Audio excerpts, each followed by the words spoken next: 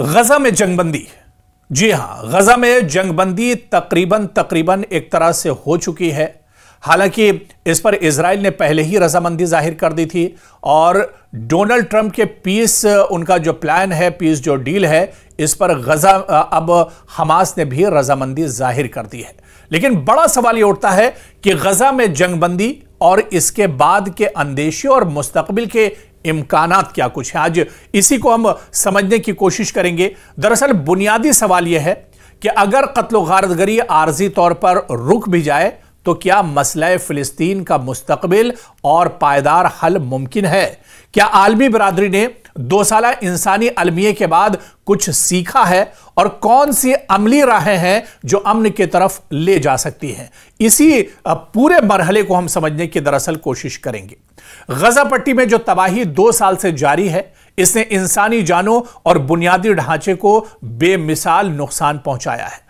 हजारों हलाकतें, लाखों बेघर, अस्पताल, स्कूल और बुनियादी राब्ते तबाह हो गए। आलमी इदारों, इंसानी हुकूक की तंजीमों और बाज रियासतों ने इसको नस्लकुशी या जंगी जराइम से एक तरह से करार दिया है। और इसी दौरान सियासी हल के हवाले से कई तजवीज़ भी सामने आई हैं, यानी अमन मंसूबे, सालसी की कोशिशें और कैदियों की वापसी के मुआहिदों की भी पेशकश की गई, मगर इन पर एक तरह से एतमाद कमजोर है। और इस जंगबंदी के फौरी जो फायदे हैं वो आखिर क्या कुछ हो सकते हैं? दरअसल जंगबंदी के फौरन इंसानी जानें इससे बचाई जा सकती हैं अगर ये जंगबंदी होती है, क्योंकि मुकम्मल गजा पर कंट्रोल हासिल करने के लिए इजराइल तड़प रहा है। इजराइल जानों के साथ एक तरह से खिलवाड़ कर रहा है, मासूमों का कत्लेआम किया जा रहा है और पिछले कुछ दिनों में इजराइल ने अपने इन हमलों में काफी ज्यादा तेजी लाई है। तो अगर यह जंगबंदी होती है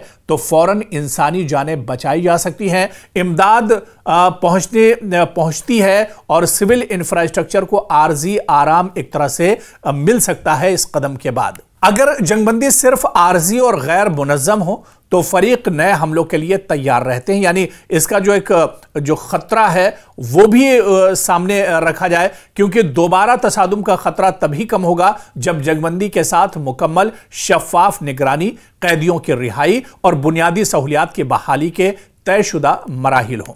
सवाल यह उठता है कि क्या जंगबंदी के बदले में सिर्फ आर्जी फवायद तय किए जा रहे हैं या वो पुरअज़्म मुआहिदे की तरफ बढ़ रहे हैं?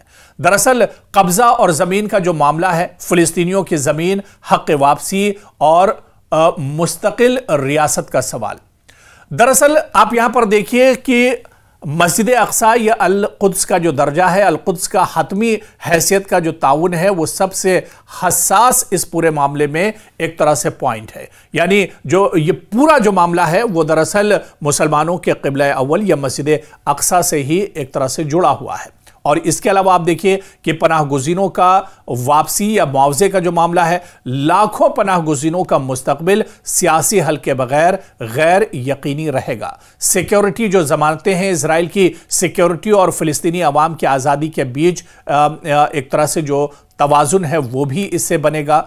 और इसके अलावा आप देखिए कि फ़िलिस्तीनी क़यादत का मुतफर्रिक और बिखरा हुआ किरदार, हिमायत, अवामी मौक़िफ़ की वाज़ेह नुमाइंदगी भी इसमें बहुत ज़रूरी हो जाती है।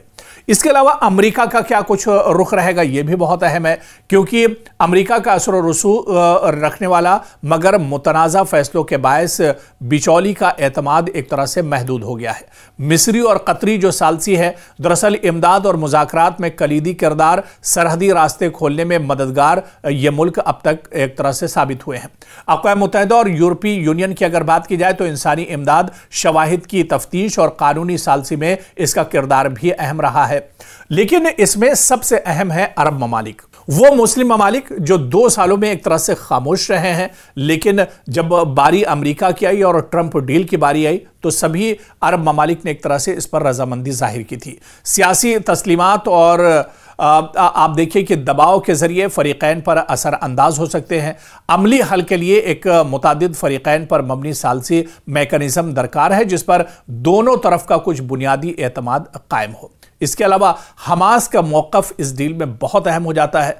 मज़ाहमती तंजीम के तौर पर हमास अवामी जज्बात की नुमाइंदा क़ुव्वत है। इसने कुछ शराइत पर जंगबंदी या मुआहदे की पेशकश की, मगर बुनियादी जो मुतालबात हैं हमास के कि सरजमीन, रिवायात और कैदियों की वापसी पर मजबूती एक तरह से दिखाई है। और वहीं पर इजराइल का जो मौक़िफ़ है कि सिक्योरिटी और खालिसन अस्करी ख़तरात से निपटने की पॉलिसी, बाज़ औक़ात इसकी कार्रवाइयों का मकसद हमास के फ़ौजी इंफ्रास्ट्रक्चर को ख़त्म करना बताया जाता है। और मफ़ाहिमत तभी मुमकिन है जब दोनों तरफ काबिल अमल ज़मानतें हों। तो कहीं ना कहीं अब जो जंगबंदी का ये जो नज़रिया है, ये आप देखिए कि फौरी इंसानी रिलीफ, कैदियों का जुज़वी तबादला, कंपनसेशन और तबाहशुदा इंफ्रास्ट्रक्चर की मरम्मत, ये दरअसल मरहलावार जो सियासी डील है, यह इब्तिदाई फेज में जंगबंदी और कैदियों की रिहाई, दूसरे फेज में बैनुल अक़वामी सिक्योरिटी फोर्स, तीसरे फेज में तवीलुल मुद्दत सियासी मुज़ाकरात, इस तरह से एक एक करके और अलग अलग फेजेस में दरअसल ये पूरी डील एक तरह से अंजाम दी जाएगी। लेकिन फिर बड़ा सवाल यही उठता है कि आखिर गजा में जंगबंदी तो हो जाएगी, लेकिन आने वाले दिनों में इसका मुस्तकबिल क्या कुछ होगा, क्योंकि अमेरिका की नीयत भी एक तरह से ठीक नहीं है गजा को लेकर।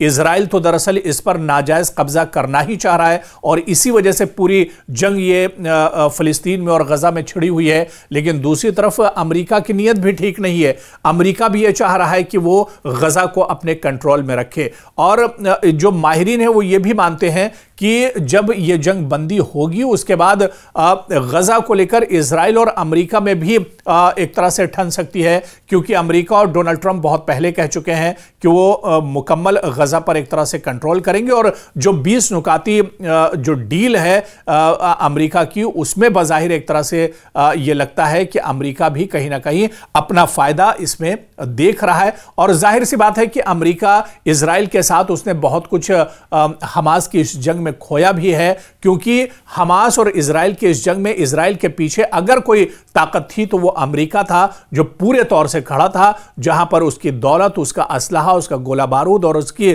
जो इंफ्रास्ट्रक्चर है सब कुछ इजराइल यूज कर रहा था। तो ऐसे में जब गजा में जंगबंदी होगी और गजा को असर नौ बसाने की बात होगी, ऐसे में अमेरिका की निगाहें भी एक तरह से गजा पर टिकी हुई हैं। तो ऐसे में जब हम गजा के मुस्तकबिल की बात करते हैं, इम्कानात की बात करते हैं, तो यह मसला हल होता हुआ नजर नहीं आ रहा है, बल्कि यह मसला और ज्यादा उलझता हुआ नजर आ रहा है। और दूसरी तरफ क्या हमास इस जंगबंदी के बाद खामोश हो जाएगा? यह बिल्कुल नहीं है, क्योंकि एक बड़े पैमाने पर गजा में तबाही हुई है, इंसानी जानों के साथ खिलवाड़ हुआ है और यहां पर फिलिस्तीनियों को एक तरह से दरबदर करने की जो कोशिश है, ऐसे में हमास पीछे हटने वाला नहीं है। वक्ती तौर पर मसलहतन वक्त की नजाकत को देखते हुए हमास पीछे जरूर हटा है, लेकिन जंगबंदी के बाद अगर यहां पर इजराइल और अमेरिका के बीच में या मशरिक़ वस्ता में कुछ हालात बदलते हैं तो हमास का रवैया भी एक तरह से बदल सकता है और हमास एक बार फिर से पूरी मजबूती के साथ गजा, फिलिस्तीन और मशरिक़ वस्ता में खड़ा हो सकता है।